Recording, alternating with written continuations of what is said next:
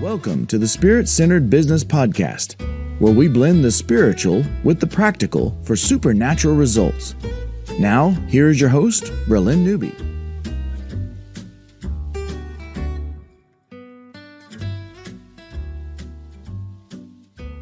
Welcome to Spirit-Centered Business. I have a very fun guest on today, Mr. Dean Hankey, a great friend who we've just met a while ago and we've kind of kept in contact, but he is the marketing magician. He's a spectacular entertainer, and he'll explain exactly what all of that is about.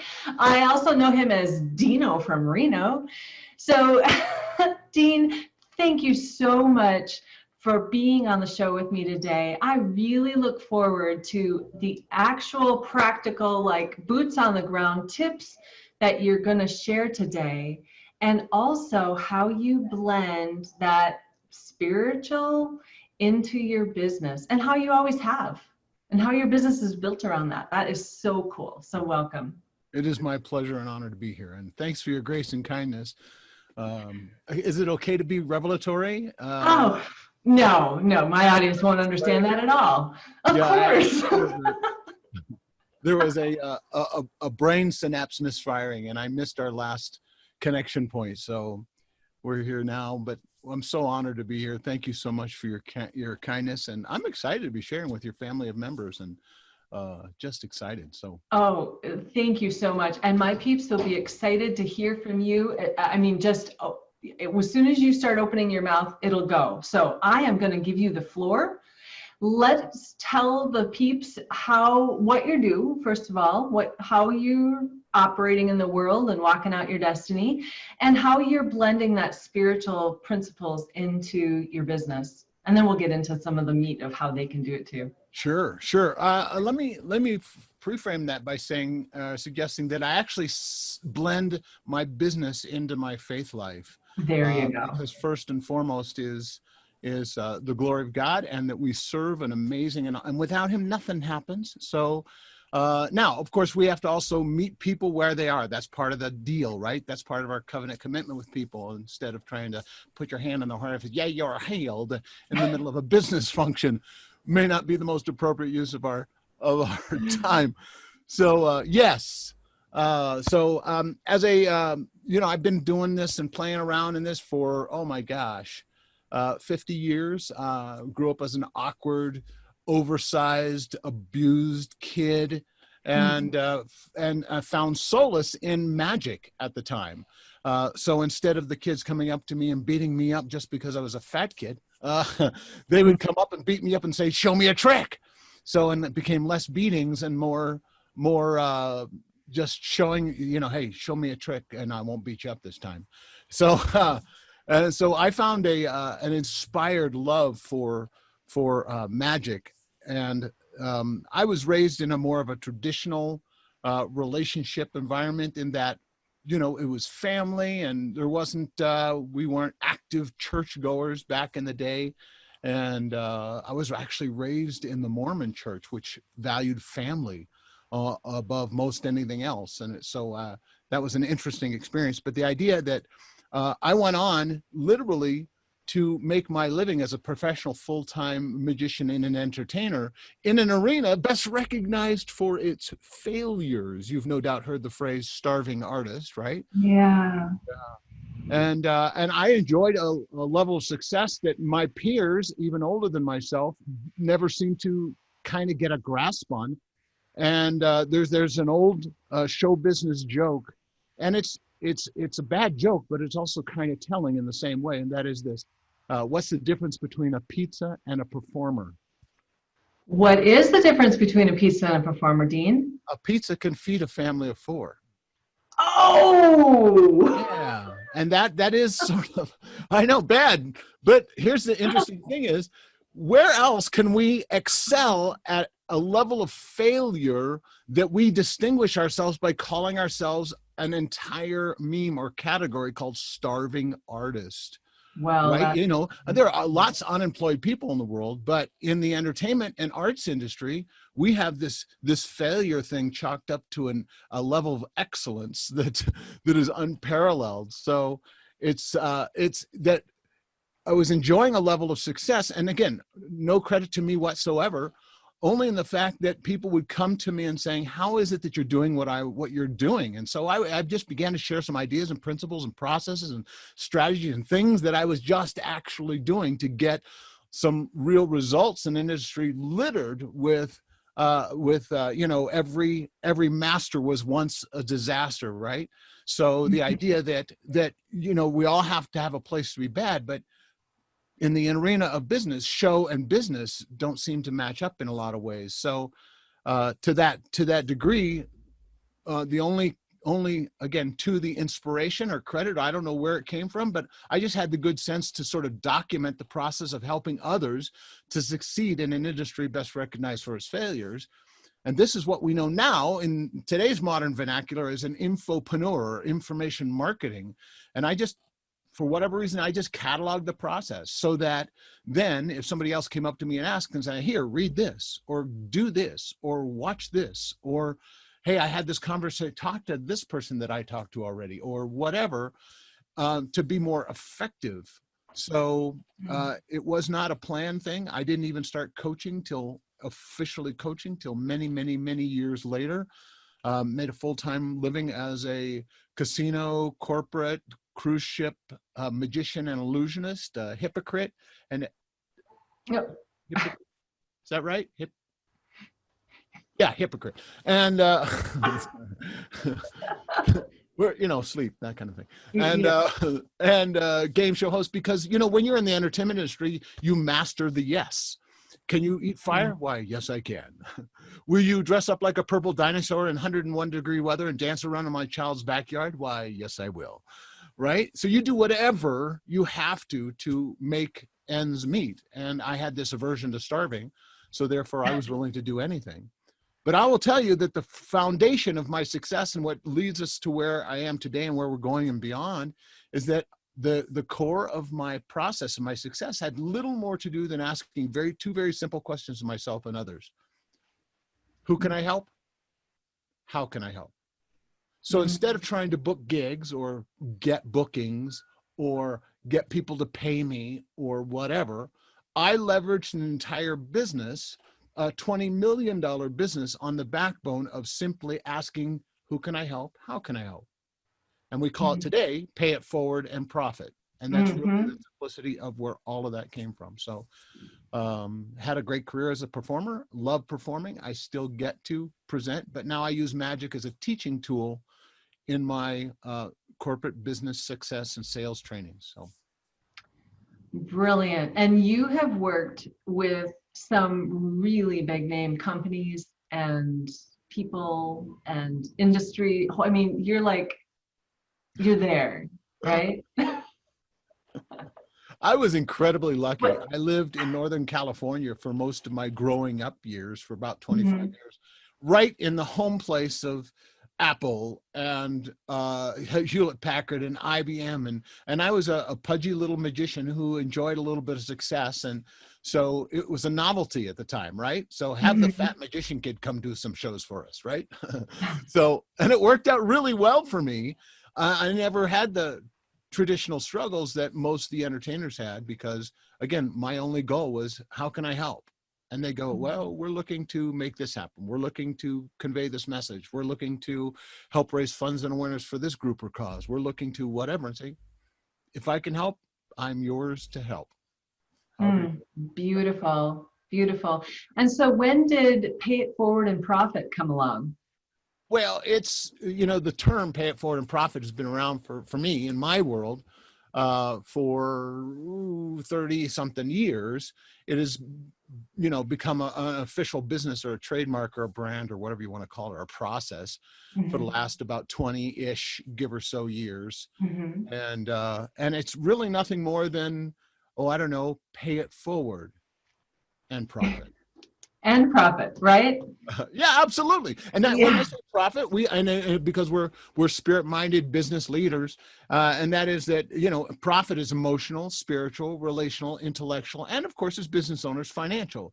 Because if you go out of business, then who are you of value to?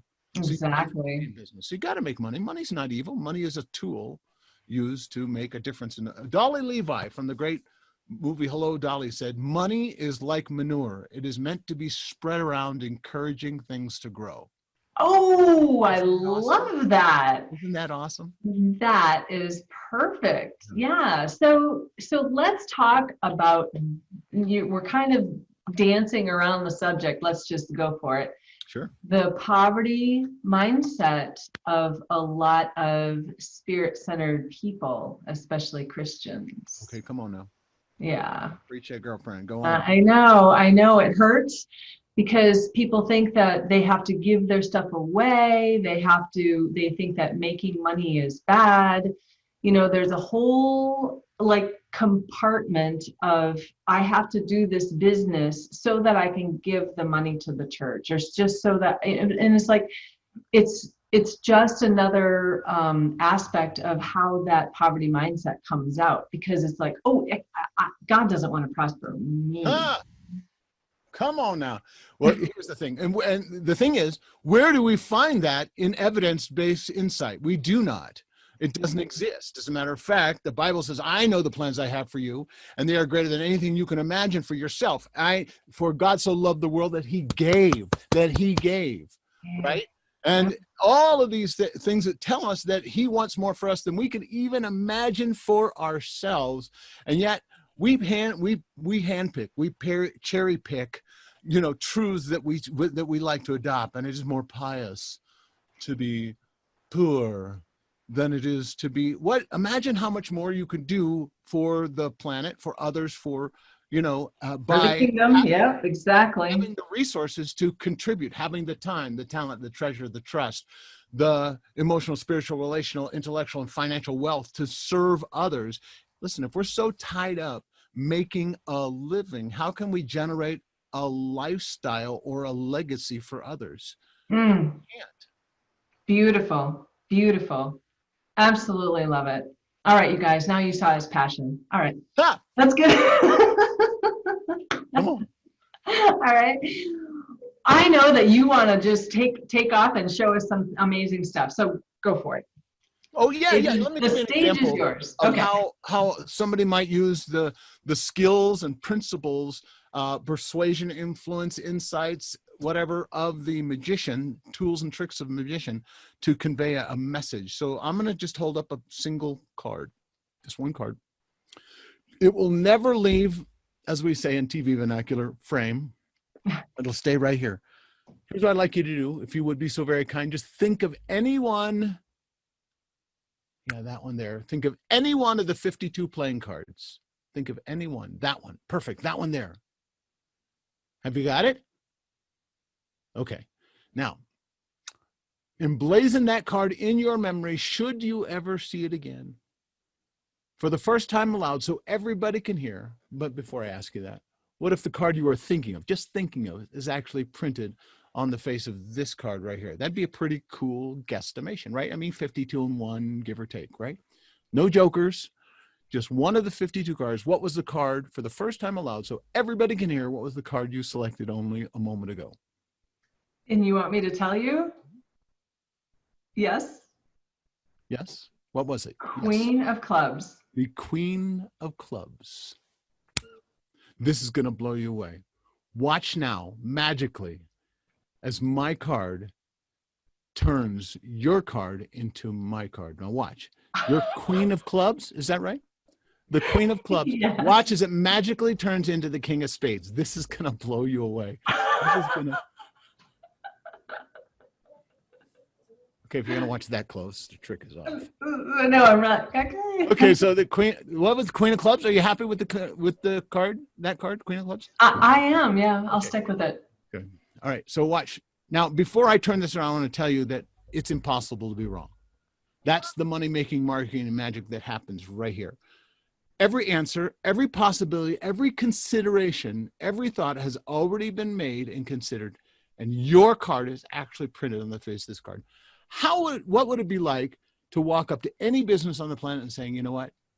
It's impossible to be wrong. My every whim, wish, desire, and command is fulfilled every single time you do business with them. That'd be kind of cool, wouldn't it? Wow, that would be amazing. What was your card again? Queen of Clubs. Queen of Clubs. A little hard to see at first, but if you look real carefully, Queen of Clubs. Oh. Right.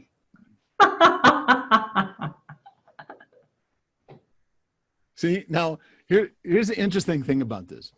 Obviously, you don't have to have 40 years on a casino showroom stage to master the money-making, marketing, magic principles of success. Now, let me ask you a question. If we were at a live event or even a virtual event, a digital event, I shouldn't say virtual because we're real, we're here, we're live. If you were at a live event and I handed this, somebody said, hey, do you have a card? Or say, hey, what do you do? And I'd say, well, instead of me telling you, let me show you. Hold out your hand. And you have them hold out their hand. You put the card in their hand.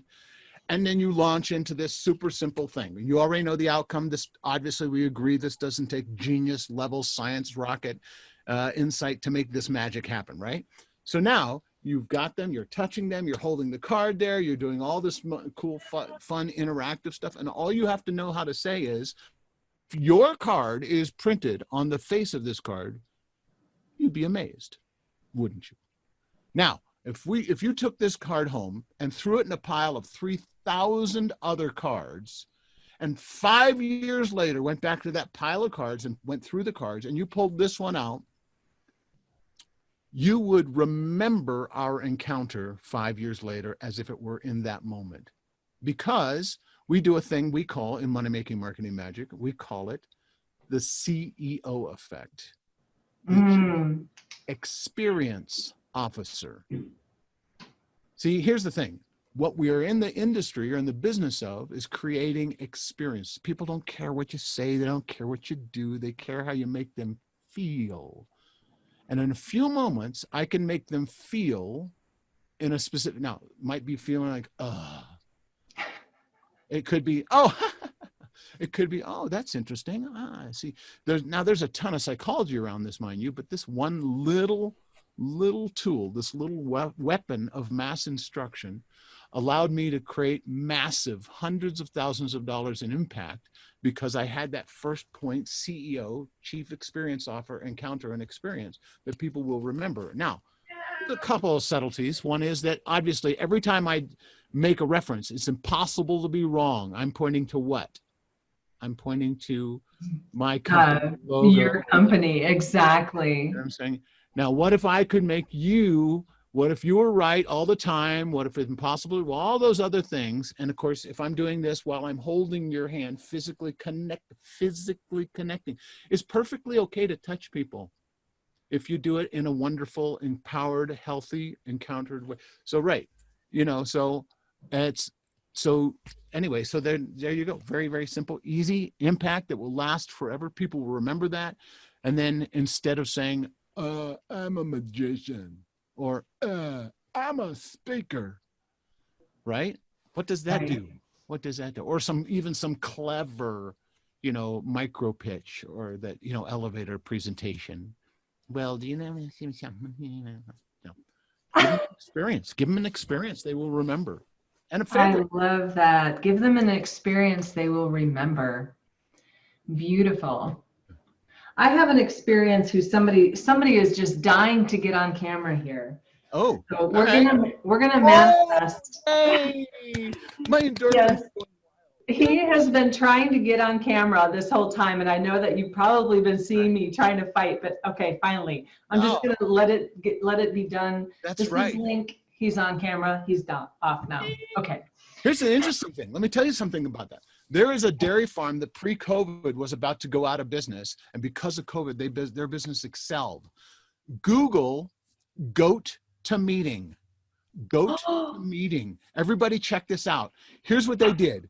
They pivoted in a time of turmoil, and what they do is they you know, in these Zoom meetings, right? There's this Zoom up until about 8 months ago, Zoom was little more than a PBS children's program, right?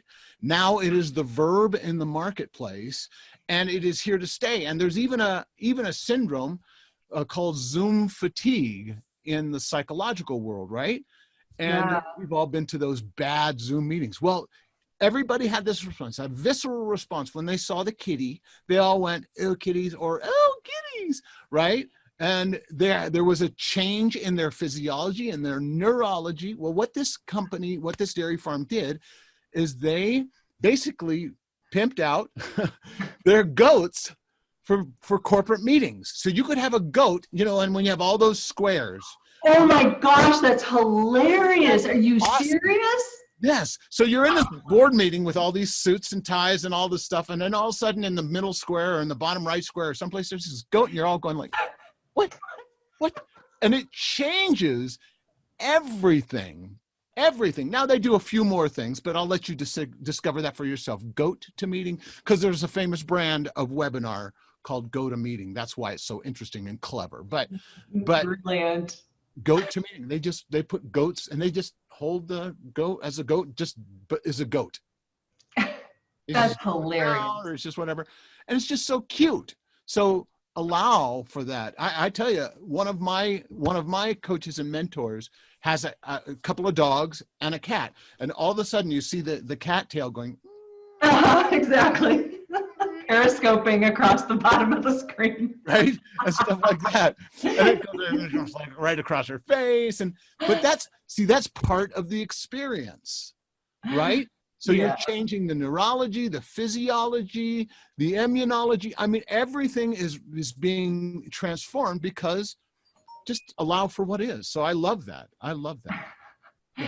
Oh my gosh. Well, those are some really brilliant marketing strategies. I love that. I love it, love it, love it. You were mentioning something the other day. Do I have to look back at my notes? Actually, you know what? I'm going to just let you fly on another, Sure. How about like a case study? Like what happened when you did something and the results that people got? Do you have one off the top of your head? Absolutely. Well, okay. Let me get. I'm going to go back and look at my notes. Sure, no problem.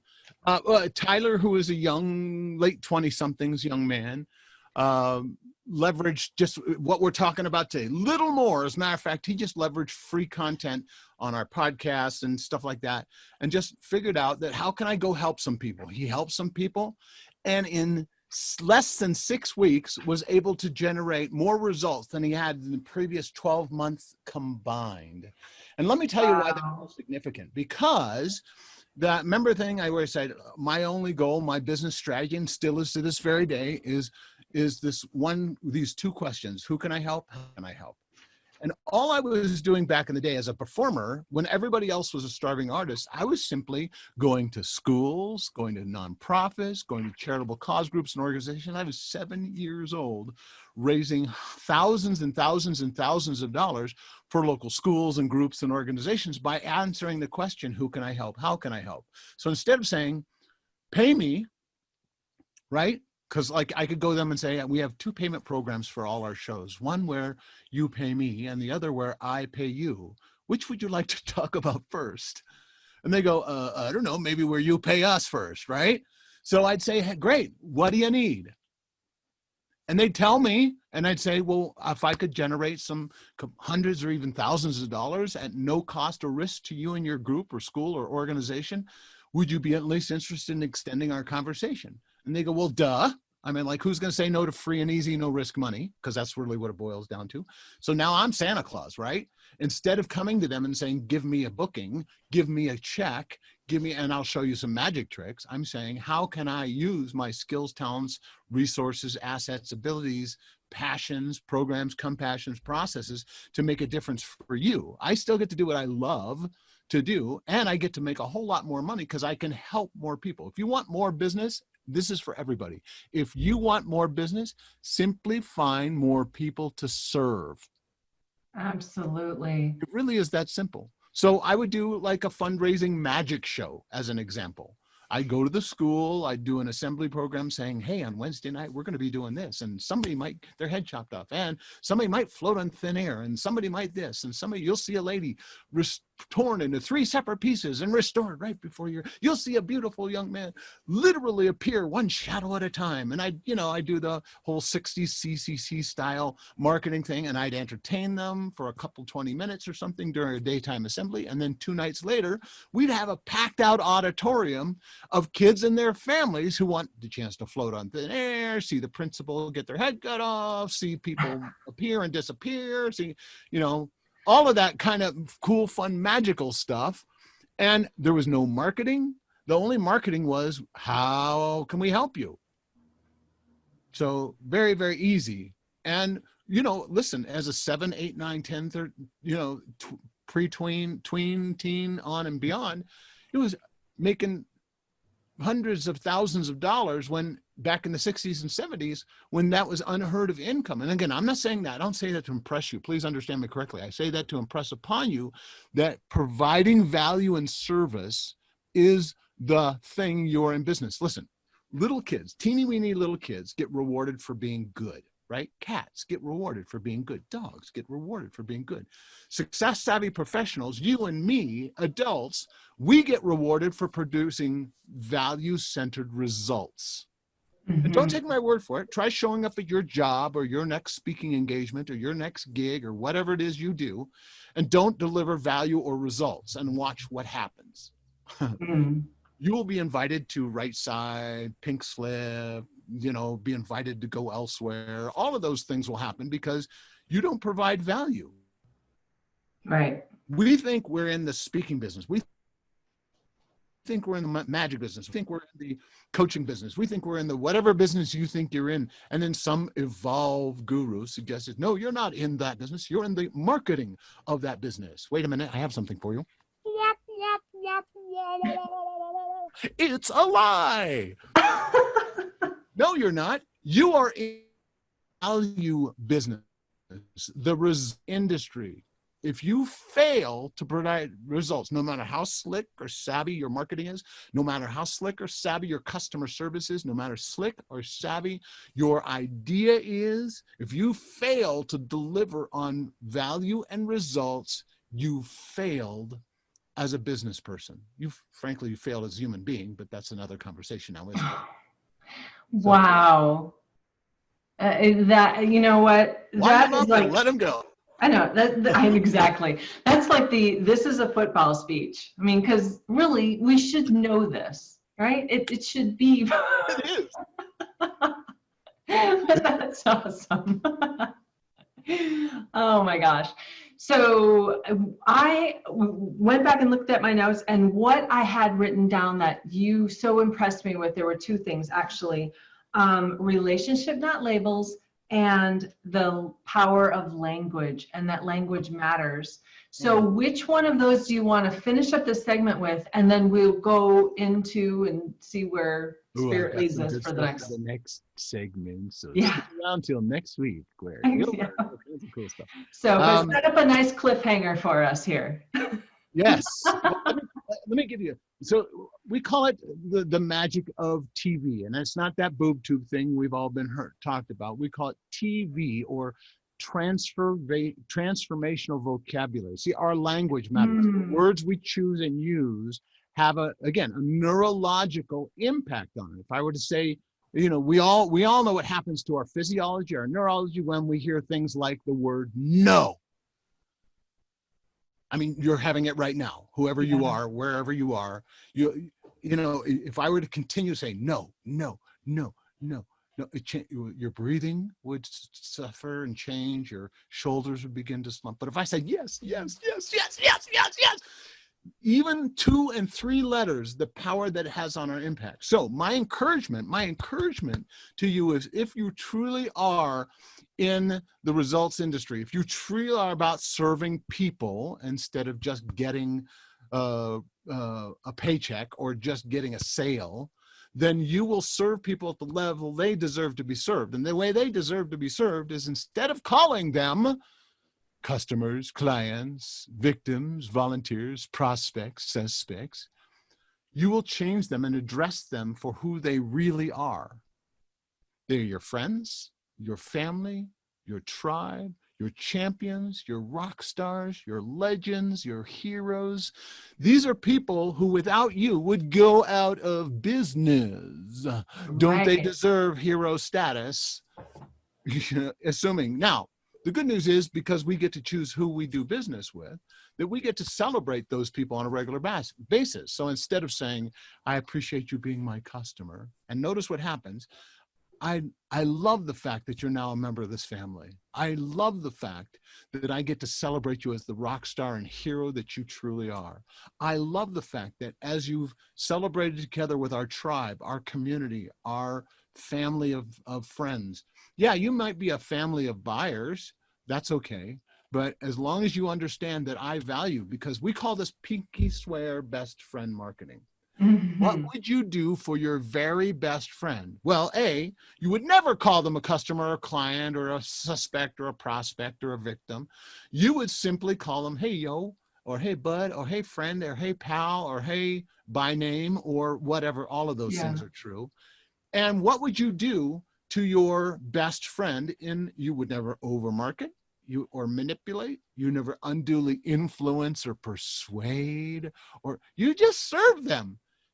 Brilliant. How can I help you get what you want? Tell me a little bit. What do you need? And if I can help you, if I can't, maybe I know somebody that can. If not, hey, let's go find out together and help you get. Now, if I help you generate an extra $100,000 in the next 3 months as a result of some of the strategies we may even be sharing right here, would you at least be open to maybe a conversation or a call from one of us sometime further on down the road? Because we've created some value up front and in advance, results in advance, that maybe you might be, only because we treated you as the human that you are. Yes. Right? And at the end of the day, we're seeing them as God sees them. You know, we see the destiny that maybe they don't even see. Right. You know, and that's why my spirit-centered business peeps are world changers. Yeah. I just... What was that? Yeah. How can you not be? Oh, yeah, exactly.